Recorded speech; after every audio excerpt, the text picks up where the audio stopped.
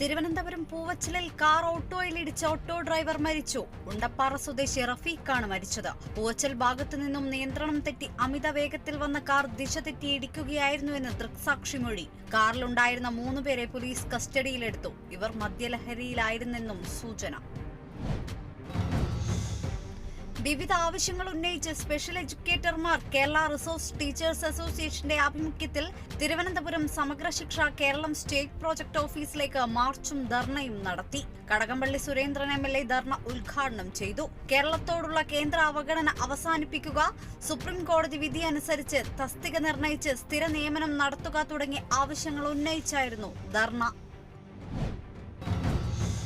അന്തരിച്ച പ്രശസ്ത സിനിമാ നടൻ ബഹദൂറിന്റെ സ്മരണാർത്ഥം അദ്ദേഹം പഠിച്ചിരുന്ന തൃശൂർ എറിയാട് കേരളവർമ്മ ഹയർ സെക്കൻഡറി സ്കൂളിന്റെ പുനർനിർമ്മിച്ച ബഹദൂർ ഗേറ്റിന്റെ ഉദ്ഘാടനം നടന്നു. ബഹദൂറിന്റെ സഹോദരി ആസിഫ സെയ്ദ് മുഹമ്മദ് ഉദ്ഘാടനം നിർവഹിച്ചു. ബഹദൂറിന്റെ മകൻ മുഹമ്മദ് ബഹദൂറാണ് ഗേറ്റ് പുതുക്കിപ്പണിത് നൽകിയത്. ചടങ്ങിൽ ബഹദൂറിന്റെ കുടുംബാംഗങ്ങളും പഞ്ചായത്ത് അധികൃതരും പങ്കെടുത്തു. തൃശൂർ മൂക്കാട്ടുകര ബത്ലഹേം CHSൽ നടക്കുന്ന മുദ്ര 2024 കലോത്സവം പൂർവ്വ വിദ്യാർത്ഥിനിയും പിന്നണി ഗായികയുമായ റിയ ബിന്നു ഉദ്ഘാടനം ചെയ്തു.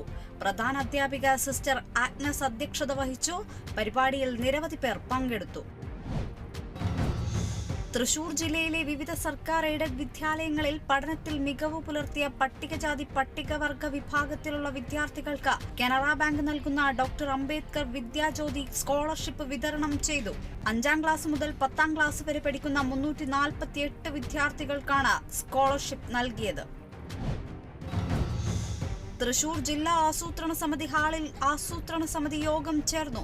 യോഗത്തിൽ 30 തദ്ദേശീയ ഭരണ സ്ഥാപനങ്ങളുടെ 2024-25 വാർഷിക പദ്ധതി ഭേദഗതിക്ക് അംഗീകാരം നൽകി. യോഗത്തിൽ വയനാടിന് കൈത്താങ്ങുമായി ജില്ലയിലെ വജ്രജൂബിലി കലാകാരന്മാർ മുഖ്യമന്ത്രിയുടെ ദുരിതാശ്വാസ നിധിയിലേക്ക് 75,170 രൂപ കൈമാറി.